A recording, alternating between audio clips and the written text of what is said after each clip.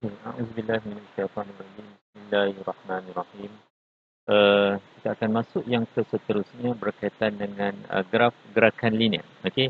So sebenarnya kita boleh lihat pergerakan sesuatu objek itu melalui gambaran graf. Okey. So kita boleh, kalau macam satu objek itu bergerak, kita boleh gambarkan dia dalam bentuk graf. Jadi kalau kita tengok graf pun kita dah tahu dah, oh objek ni bergerak macam mana. Okey. So hari ini saya akan ajar awak untuk menganalisis graf sesaran melawan masa. Okey, saya ulang balik, sesaran melawan masa. Sesaran melawan masa ni maksudnya graf paksi Y-nya adalah sesaran, paksi X-nya adalah masa. Okey, so ada 4 keadaan. Okey, kalau awak lihat kat sini ada 4 keadaan. Keadaan pertama di mana apabila kita lihat garisan itu dia condong begini. So apa maksudnya bila condong begini? Okey, dalam keadaan saya ingatkan kat sini graf sesaran lawan masa ya, sesaran lawan masa. Okey. So graf ini condong bermaksud objek itu mempunyai halaju yang seragam. Maksudnya di sini apabila objek itu bergerak, apabila masa berjalan dan objek itu bergerak, maka secara tak langsung sebenarnya dia punya sesaran pun bertambahlah. So makanya di sini kita lihat bila dalam keadaan condong ini maksud dia halajunya seragam. Umpama macam saya berjalan lah. Saya berjalan biasa. Saya tak berlari, saya tak berjalan dan berlari dan berhenti tak. Mana saya jalan je, maintain dia. Ataupun ayah awak bawa kereta dekat highway dengan kelajuan 110. 110 dia kekal je, maintain je. Dia tak tekan minyak pun, dia tak menambah pun kelajuan dia. Itu dah halaju seragam. Okey, apabila dia berada dalam keadaan condong. Yang keduanya apabila dia mendatar. Okey, kita lihat gambar yang kedua ni apabila dia mendatar. Okey, apabila dia mendatar ni, apabila dia mendatar ni maksudnya masa itu berjalan tetapi sesarannya tak ada. Sesarannya tidak berubah. Tengok, sesaran kalau kita lihat kat sini sesarannya tiada peningkatan. Dia kekal di situ sesarannya. Kalau kat sini contohnya 5, dia 5 je sebenarnya. Tetapi masa itu berjalan. Maksudnya apa? Maksudnya objek itu tidak bergerak. Dia berehat. Dia pegun. Banyak istilah kita gunakan. Dia berehat, dia tidak bergerak ataupun dia pegun. Okey, ini apabila dia mendatar. Okey, dia mendatar. Okey. Okey. Dan seterusnya kalau kita lihat dalam keadaan apabila grafik ini melengkung beginilah. Okey, bila melengkung ini begini, okey. Kita lihat di sini bahawa dalam keadaan halaju dia bertambah. Okey, dia melengkung. Okey, dia melengkung ni maksudnya masa itu meningkat, sesaran pun meningkat, tetapi sesaran itu meningkat dia tak sama macam yang tadi yang ni condong tetapi yang ni dia melengkung. So kita katakan bahawa kecerunan dia tu berubah-ubah. Kalau kat sini kalau yang lurus ni kecerunan dia sama, kekal, tetapi kat sini kecerunan dia berubah, bertambah. Semakin lama semakin cerun, semakin lama semakin cerun, semakin lama semakin cerun. So kalau kat sini kita lihat bahawa situasi dia halaju itu bertambah. Okey, ada pecutan lah. Okey, kalau yang melengkung macam ni pula, kita lihat bahawa itu adalah kecurunannya berkurang. Semakin lama dia semakin kurang kecerunan dia lah. Okey, and then kita katakan bahawa situasi ini halaju dia semakin berkurangan ataupun nyah pecut lah. Okey, nyah pecut. Okey. So kita ada satu situasi di mana kalau kita lihat di sini seorang lelaki berjalan sejauh 100 meter pada halaju seragam selama 20 saat. Maknanya dia berjalan pelajar halaju seragam. Maknanya halaju seragam. Maknanya dia tidak menambahkan kelajuan dia dan dia tidak memperlahankan, dia maintain je. So maknanya macam mana kita nak lukis grafnya, kita lukis sebagai begitulah. Dia mendatar saja. Okey, dia berjalan sejauh 100 meter. Okey, kita tak start daripada kosong Kita tak sebut sekali ni dia kata seorang lelaki berjalan sejauh 100 meter pada halaju seragam. So seragam. Okey, pada halaju seragam. Okey. Selama 20 saat. Jadi kalau kita lihat kat sini bukan mendatar, maafkan saya. Okey, so sebenarnya graf dia adalah condong beginilah. Okey. So 100 meter. So dia berjalan 100 meter. So dia terdapat peningkatan 100 meter dan masanya 20 saat. Itu gambaran dia. Okey, apabila dalam keadaan dia bergerak secara halaju seragam. Yang seterusnya dia berehat selama 40 saat. Dia pun berehat. Apabila dia berehat 40 saat, gambaran dia adalah graf itu akan mendatar. Maksudnya kat sini yang 100 meter dia jalan tadi dia kekal di situ. Dia tidak berubah. Sebab dia kata dia berehat. Jadi maknanya yang di 100 meter yang dia jalan tadi dia stop kat situ. Dia stop kat situ. Dia tak menambahkan lagi dia punya sasaran dia. So dia stop kat situ 100 meter, tetapi masa tu terus berjalan lah. Masa tu jadi 40, kemudian 40 jangan kita tulis 40 bawah ni jadi 60 lah, sebab yang tadi asalnya 20, sebab dia kata rehat 40, jadi 20 tambah 40 jadi 60 lah. Okey, itu gambaran dia. Dia berundur pula. Dia reverse 50 meter dalam masa 30 saat. Bila dia reverse, makanya graf dia kita akan condong juga, tapi dalam keadaan dia reverse lah. Okey, ada reverse macam tu. So dia kata dia reverse 50 meter je. So dia tak boleh sampai ke bawah tu terus. Okey, dia tidak boleh sampai menyentuh kepada paksi X terus. Okey, so dia sampai sini sebab dia kata 50 meter dalam masa 30 saat. So tadi 60 campur 30, jadi kat sini kita tulis 90 saat lah. Okey. Dan yang seterusnya dia berehat lagi. Dia berehat lagi selama 20 saat. Dia berehat tu maknanya graf tak akan berdata lagi. So 20 saat maknanya 90 tambah dengan 2 dapat 110 lah. Okey. Itu gambaran dia. Dan yang terakhir dia kemudian berjalan selama 20 saat lagi sampai ke titik mula. Maknanya dia reverse lah. Maknanya dia dalam keadaan dia menyongsang arus balik. Okey, dia reverse. So 20 saat 110 tambah dengan 20 dapat 130. So itulah gambaran dia untuk keseluruhan cerita lelaki ini. Okey, graf sasaran lawan masa. Okey, contoh yang kedua pula saya terangkan lagi, ada lagi satu contoh. Ali mengambil masa 2 saat untuk bergerak sejauh 4 meter pada halaju seragam. Okey, mengambil masa 2 saat bergerak halaju seragam. So gambaran dia adalah begitulah dia akan condong. Okey. 2 saat, okey, 4 meter. Kemudian dia kata dia berundur sejauh 6 meter dalam masa 4 saat. So dia ghostan. Dah sampai situ dia ghostan pula. Okey, dia tak rehat, dia ghostan, berundur sejauh 6 meter. Bila dia ghostan tu maknanya dia akan condong dia tu terbalik. Okey, dia jadi macam tu. Sebab dia reverse. 6 meter tadi dia gerak 4 meter kan daripada mula, maknanya daripada kosong, daripada mula dia gerak, dia tempat permulaan tadi 4 meter. And then bila dia kata 6 meter, maknanya dia dah ke bawah lagi. Dia dah ke bawah, terlebih daripada garisan dia punya kawasan mula tadi. Maknanya dia reverse tu dah terlebih. So jadi begitulah 6 meter. Okey, selama 4 saat. 4 saat ni maksudnya jangan kita letak nombor 4. Maknanya kat tadi dah 2 saat. So tambah dengan 4. 2 tambah 4 jadi 6. Pasal jadi 6 saat. Okey, dia berehat pula selama 3 saat. Okey, dia akan jadi mendata 3 saat. Okey, so masih lagi kekal di situ. Kemudian dia bergerak ke hadapan sejauh 8 meter. So sekarang ni dia bergerak pula. Dia ke depan, maknanya kita akan naik balik ke atas graf dia. So 4 saat, maknanya 9 campur 4 dia 13 lah. Masa dia 13 saat dan dia akan condong. Okey. So selesailah perjalanan Ali ini. Okey. Okey. So itu saja berkaitan, nanti saya akan huraikan berkaitan dengan latihan. Sekian. Terima kasih.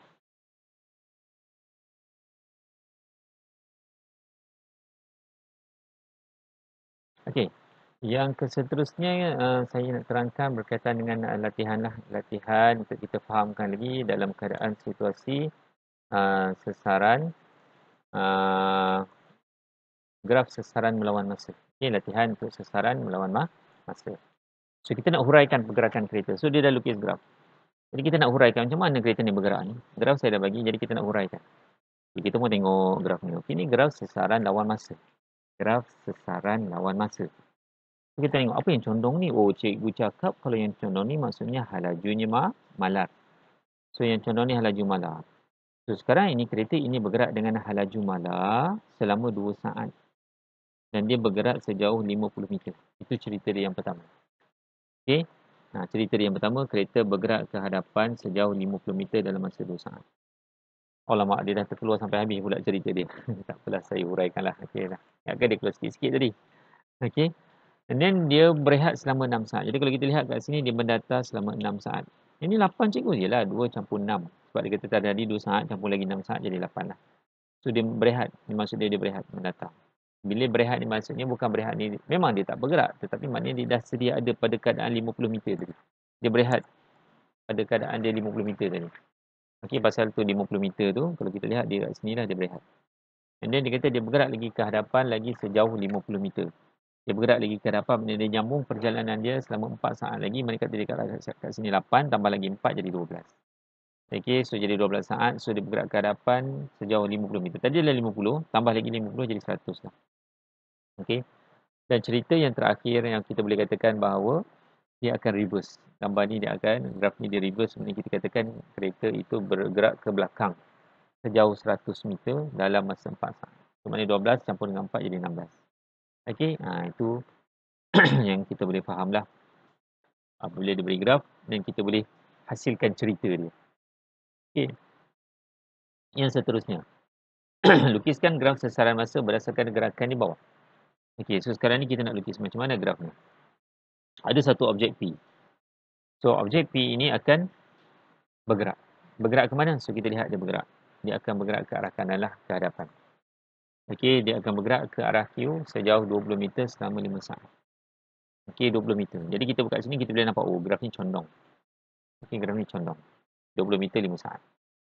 Okey, begitu. Kemudian, dia berehat selama 2 saat. Oh, bila dia berehat ni, dia mendatar. 2 saat. Jadi, 5 campur 2 dapat 7 lah. Okey, kemudian apa yang berlaku adalah bola itu akan meneruskan lagi perjalanan. Bola ni bergantung ke cikgu? Okay, kita anggapkan mungkin ada orang yang menolak lah. Okey. So, dia meneruskan perjalanannya hingga kepada titik R selama sejauh 50 meter untuk tempoh masa 10 saat. So, tadi dah ada 7 saat kat situ dan kita tambah lagi 10 jadi dia akan 17. So, dia menyambung perjalanan mana dia akan condong lagi 50 meter. So, macam mana jadi 70 cikgu? Kenapa tak tulis 50? Yelah sebab tadi dah 20. Okey, so dia tambah lagi 50, so jadi 70 lah. So, kita dekat 70. Kemudian dia rehat lagi 6 saat. So, kita pun rehat, dia mendatar balik. Rehat 6 saat, maknanya 17 campur 6 dapat 23. Kemudian apa yang berlaku adalah dia reverse balik. Okey, so bola itu akan reverse balik sampai ke mana dia reverse. Adakah sampai ke titik P, titik permulaan tadi, ataupun dia ke belakang lagi. Jadi kita sama-sama saksikan bola itu. Ya, bola itu bergerak ke belakang lagi. Okey, bola itu bergerak ke belakang lagi. Jauh juga dia bergerak ke belakang tu. Sampai titik S. Okey, dia melepasi permulaan dia tadi 55 meter. Dia melepasi yang permulaan tadi 55 meter. Dia lepas. So, maknanya dia akan reverse tu. Dia reverse tu ke bawah ni. Dia terlebih lagi 55 meter. Okay, permulaan dia tadi kat sini lah. So, dia dah terlebih 55 meter. So, 8 saat. Okey, so 23 campur dengan 8 jadi 31 lah. Okey. So, maknanya itulah hasil graf pergerakan bola tadi. Okey, ada lagi tak sambungan dia? Tak ada. Okey. So, ini graf sesaran masa. Okey. Okey. Berapakah jarak yang dilalui dalam masa 90 saat? Okay, kita nak tanya soalan yang tanya, berapa jarak yang dilalui dalam masa tempoh 90 saat? Jadi, kita pun tengok mana saat-saat dia kat bawah. 90. 90 sampai sini lah. Okey, jadi macam mana dia punya jarak yang dilalui? Caranya adalah kita lihat, okey, jaraknya adalah tadi kita lihat tadi dia bergerak sejauh 100. Ini sampai sini 100. Ini dia mendatar, dia berehat.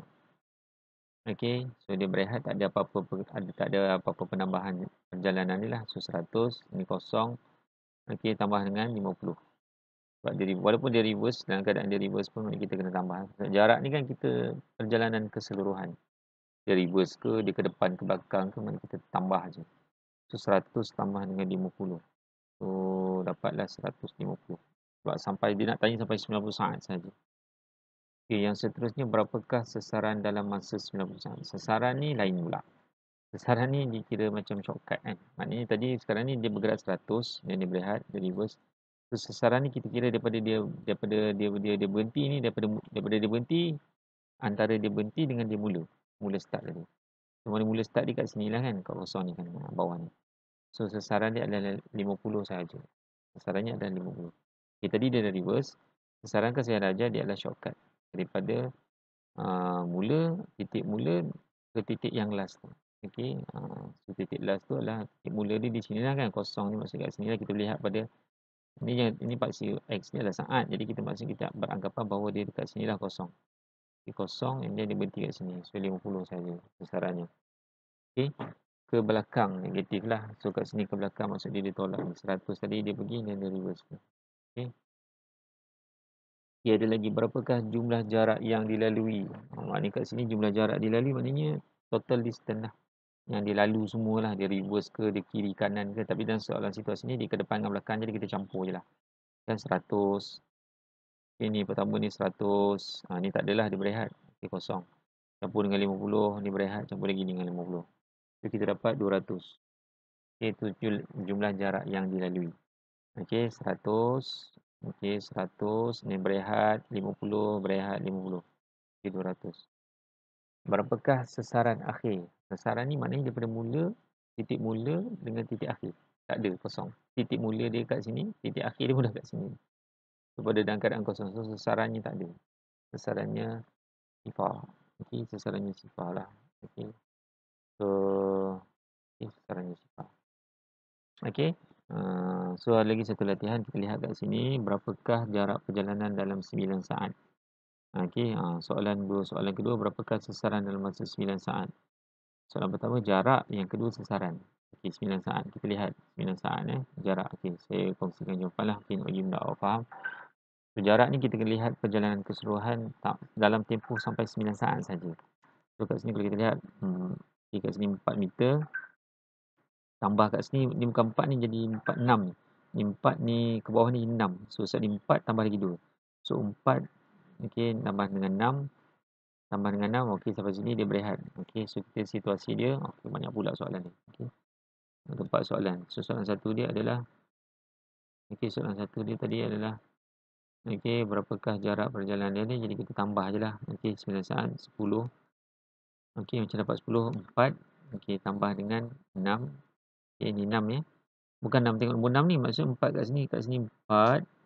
Okey, ni 4. Okey, ni 4. Gap dia ni 4. Kita kena fokus pada paksi Y. Sebab kat paksi Y ni sasaran. So, sini 4. So, sini 2. So, dapat 6. Kemudian ni berehat, kosong. So, dapat 10. Berapakah sasaran dalam masa 9? Sasaran ni daripada titik mula sampai titik last. So, titik mula dia kat sini, titik last dia kat sini. So, dia dah macam terlebih ke belakang kan. So, kita buat dia sasaran dia dalam keadaan negatif 2. Okey, negatif 2 lah. Sebab dia dah terlebih ke belakang. Okey, 4 tolak 6. Okey, kemudian dia tanya berapakah jumlah jarak perjalanan, maknanya keseluruhan. Kita tambahlah 4. 4 tadi, mula ni 4, tambah dengan 6, 10. 10 yang ni rehat, 10 tambah lagi yang ni. Ni bukan 6, ini tambah ni 2, ini 6. So, 8 dah.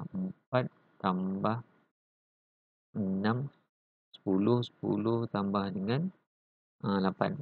18. Ni kira 8 lah ni sebab dekat sini dah 2. So, tambah lagi kat sini 6. So, 8. So, dapat 18. Okey, itulah jarak. Sasaran adalah daripada mula sampai akhir. Mula dia kat sini kosong. So, kat sini akhir dia 6. So, maknanya 6 je lah. 6. Okey, sasaran dia adalah 6. Okey, kat sini starting dia kosong. Dan titik akhir dia kat sini 6. So, kita jangan tengok pada paksi X, tengok pada paksi Y. Okey, dia punya merujuk kepada sasaran. Okey, so ada lagi satu latihan. Okey,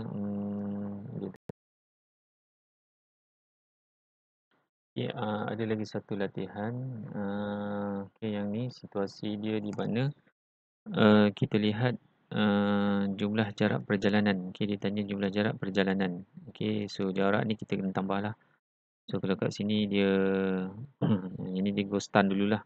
Dia tak ke depan, dia go stun dulu. So, maknanya kalau kat sini dia go stun daripada 8 sampai 0, ni kira 8 lah. Dia bergerak 8 meter. And then dia berehat. And then dia top up lagi kat sini 5. So, kat sini 5. Okey, tengok. Macam mana tahu 5? Sebab berdasarkan ni lah Pak CY ni. Daripada sini sampai ke sini kira 5. Okey, so 13. So, 13 meter tu jarak dia. Sasaran dia kita lihat fokus daripada mula sampai ke akhir. Mula dia tadi bukan kat bawah ni. Mula dia tadi kat atas. So, sasaran akhir dia daripada mula sampai poin akhir maknanya 8, antara 8 dengan 5 lah. Okey, 8 tolak 5. Okey, dapat negatif 3. Kenapa dapat negatif? Sebab dalam keadaan dia, tadi dia reverse. Dia reverse tapi dia ke depan tapi ada lagi sikit lagi balance ni. Okey, so dalam keadaan dia reverse. So, ni negatif 8 lah. Kita anggap ni negatif 8. And then negatif 8 tambah dengan 5. Okey, negatif 8 tambah dengan 5. Okey, ni kosong tadi sebab dia berehat. Okey, sebab negatif. Okey, lagi satu latihan. Okey, proceed lah Okay. So, dia nak cari berapakah laju pada 20 saat pertama. Sekarang ni ada kadang-kadang soalan dia tanya hal laju. So, macam nak cari hal laju? Hal laju adalah kita kena faham adalah kadar perubahan sasaran kan. So, maknanya sasaran bagi masa. So, saya bagi tip mudah je, maknanya kita cari kecurunan lah. Okey, paksi Y bagi dengan paksi X. Panjang Y bagi panjang X. Panjang Y bagi dengan panjang X. So, 20 saat mana 20 saat? Okey, kat sini. So, 20 saat kat sini. Jadi, kita nampak segitiga ni. Ada nampak segitiga ni. So, kita buat panjang Y ni adalah 100. Panjang Y ni, panjang Y. Saya tak ada pen nak conteng ni. Saya punya pen tertinggal. So, 100 panjang Y bahagi dengan panjang X ni 20. So, 100 bagi dengan 20. Okey, jalan kerja ni panjang sikit dia buat. Okey. Dia tolak Y1 tolak Y2 bagi dengan X1 tolak X2 panjang sikit lah. Okay. So ikut cara saya je. Okay, panjang Y ni adalah 100. Ni okay. Sebab dia nak 20 saat je kan. So sampai sini lah kita fokus kat sini je. So panjang Y ni adalah 100 bahagi dengan panjang X ni 20. So 100 bagi dengan 20 dapat 5 lah. Okay, 5 meter per saat. 5 meter per saat atau 5 ms negatif 1. Okay, itu untuk hal laju 20 saat pertama. Okay, dia tanya lagi berapakah hal laju di antara 20 dan 60. Di antara 20 dengan 60. 20 dengan 60 ni kalau kita lihat dia rehat. Dia rehat ni. So hal lajunya tak ada. Okay, hal lajunya takkan ada hal laju lah sebab dia berehat. So dia kosong. Okay, kosong. Okay, tak buat pengiraan pun tak apa. Okay. So kita tahu dia rehat, so tak ada hal laju. So yang seterusnya berapakah hal laju di antara 60 dan 90. 60 dengan 90 okay dia reverse. Bila reverse ni dia mengalami kita katakan okay, hal laju lah. Okay, hal laju ni dalam keadaan dia negatif lah. Okay. Okay, sorry jap. Okay, kita lihat kita kira panjang Y. Panjang Y ni berapa ni? Panjang Y ni ada 50. Panjang X ni adalah 30. Okay. Panjang Y adalah 50. Panjang X ni adalah 30. Okay, so 50 kita bagi dengan 30 lah. Okay, 50 bagi 30 nanti tekan kalkulator dapat 1.67. So ada negatif sebab dia dalam keadaan dia reverse ni. Okay, dia reverse. Negatif ni nak menunjukkan bahawa dia kecerunan dia negatif lah. Okay, sebab dia menyongsang. Okay. So tanda-tanda negatif ni. Okey, yang seterusnya, okey lagi satu lagi latihan. Okey, berapakah hal laju dalam masa 2 saat pertama? Dia nak cek hal laju lah. Jadi nak cek hal laju ni maknanya kita kena cek kecerunan. Kecerunan. Okey, kita belajar matematik nak cek kecerunan. Okey, macam nak cek kecerunan. Okey, 2 saat pertama. So 2 saat maknanya panjang Y ni 4. Ni 4 ni panjang Y ni. 4 CY. Maksud panjang Y ni panjang ni lah 4 CY ni. 4 bagi dengan panjang 4 CX ni 2. So 4 bagi dengan 2 nanti dapat 2. Okey, ni saya kira terus. Okey. So 4 bagi 2 nanti kita akan dapat 2 lah. Ni dia buat ni dia tolak-tolak. Okey, awak buat yang 4 bagi 2 nanti dapat 2. Okey, soalan yang kedua dia tanya hal laju di antara 6 saat dan 9 saat. So antara 6 saat dengan 9 saat ni dia tak ada kelajuan lah. Dia tak ada dia bergerak, dia rehat ni kosong. Okey, tak ada buat pengiraan pun kosong. Hal laju pada 4 saat terakhir. Okey, 4 saat terakhir ni macam mana 4 saat terakhir ni? So kita fokus kat belakang ni lah, kat ujung ni. Antara 9 dengan 13 ni kira 4 saat lah. Ni maksudnya 4 saat terakhir. Antara 9 dengan 13. Kalau nampak 4 saat ni, jangan tengok kod depan 4 saat ni. So sebenarnya 4 saat terakhir yang last lah. Antara 9 dengan 13. 9 dengan 13 ni kan 4 saat. 4 saat terakhir. So hal lajunya kita cek kecerunan ni. Nampak ni, okay, condong ni kita cari segitiga. Okay, panjang Y ni, panjang Y. Oh, sampai bawah lagi. So sini 6, tambah lagi 2. So 8 lah, panjang Y ni adalah 8. Okay, saya ulang balik. Nak cari hal laju dia. Okay, kita cek kecerunan panjang Y bahagi dengan panjang X. So panjang Y ni adalah 6 kat sini tambah lagi bawah sikit 2. 6 tambah 2 dapat 8. Panjang X ni adalah 4. 8 bagi 4 dapat 2. Okey, so penggerak dia macam itulah panjang sikit. Okey, awak ikut cara saya je. Okey, 8 bahagi dengan 4 dapat 2. Okey, 8 bagi dengan 4 dapat 2. 2 meter 2 meter per saat atau 2 ms negatif 1. Kuasa negatif 1. Okey, okey. So habis untuk berkaitan dengan graf sesaran lawan masa. Okey, saya akan sambung untuk yang seterusnya graf hal laju lawan masa. Okey.